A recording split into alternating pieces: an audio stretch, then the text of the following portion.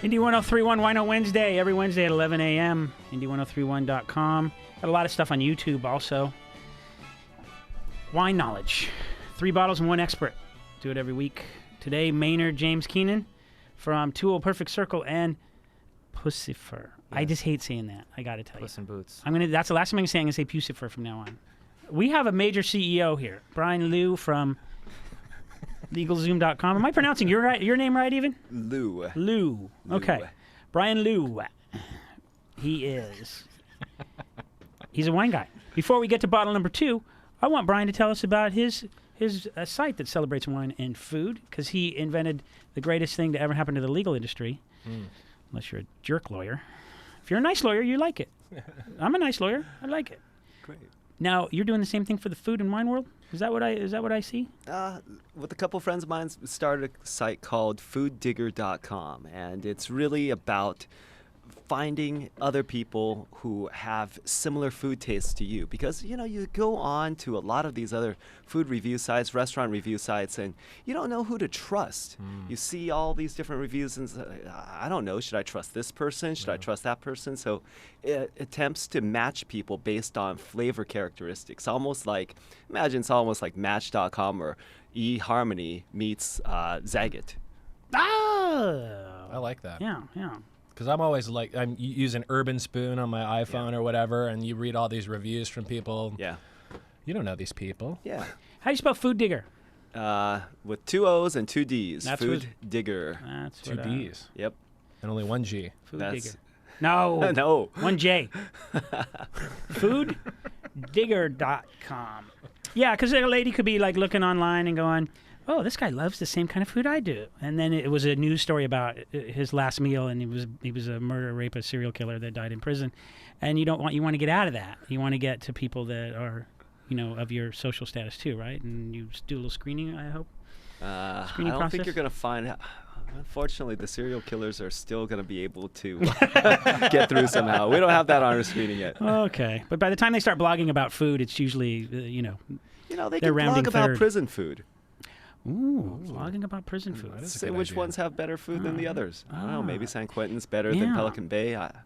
Well, Maynard was the first person to Yelp the cafeteria in L.A. County. He's first to review, right there. Yeah. Oh, I'm hilarious with my radio show and my jokes. I'm way back. I'm like 3 conversations ago. I'm trying to catch up. Why don't you sign up for Food Digger? I'm gonna. Get yourself a nice lady, Maynard, and settle down. I should, totally am. You got It's a lady? great idea, Let's isn't do it. Okay, Maynard. Hi. James Keenan. What up? We're celebrating your big concerts at Nokia this Saturday and Sunday, and your winery, huge success. Everyone knows about the Whole Foods signings that you do, and they're just crazy, giant numbers. I'm not even gonna mention the numbers. They're too big to mention. I can't even hold them in my head. They're so big. Exactly. But they said you couldn't do it. Grow grapes in Arizona, and they laughed at you.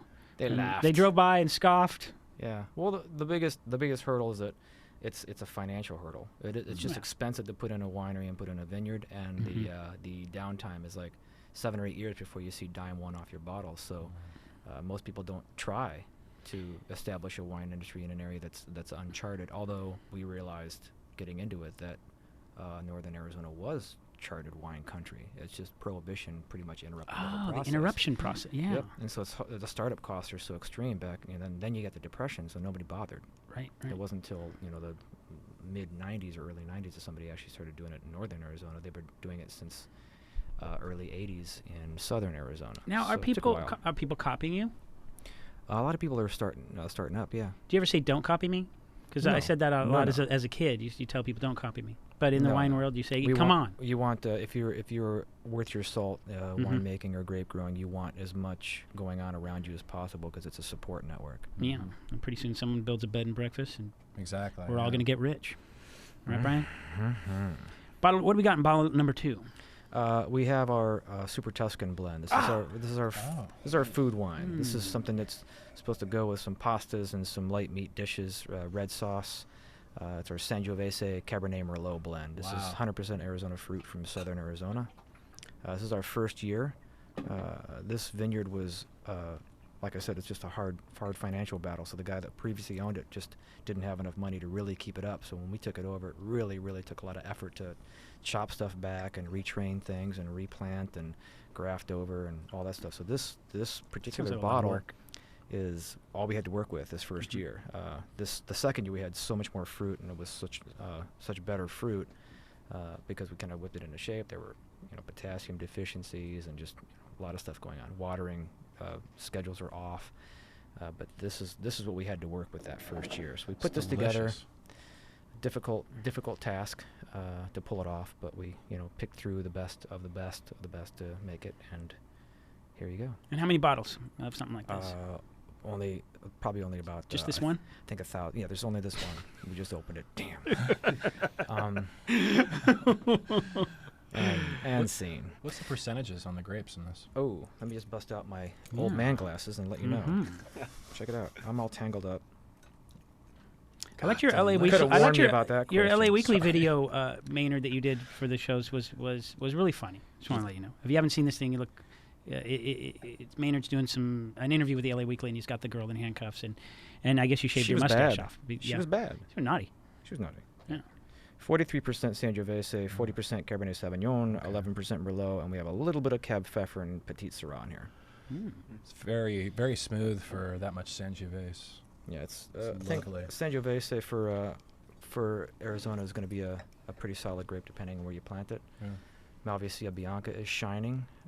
All the Southern Rhone varietals are shining down in Southern Arizona as well. Northern Arizona, we're seeing a lot of success with Tempranillo and Cabernet. So you have your own vineyards, and then you're running around finding grapes from other places, wherever you can get them.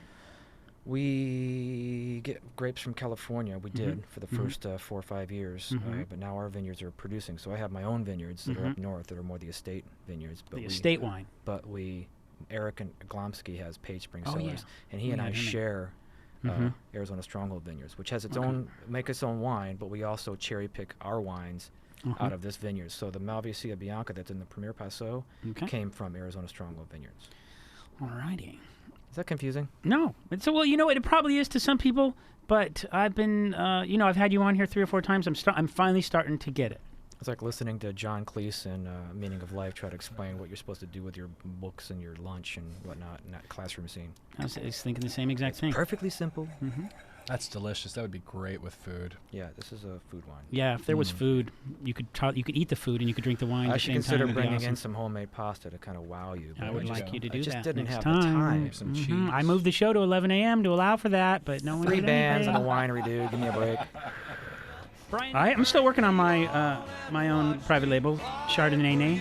Chardonnay. Mm-hmm. Chardonnay. And it's probably about 4 or 5 more years before it's ready. Chardonnay. VJ. Maynard, before we open up bottle number 3, I want to give you an opportunity to request a rock and roll song from stuff that you think I have at my fingertips here in Indy Stuff that you 103. have at your fingertips.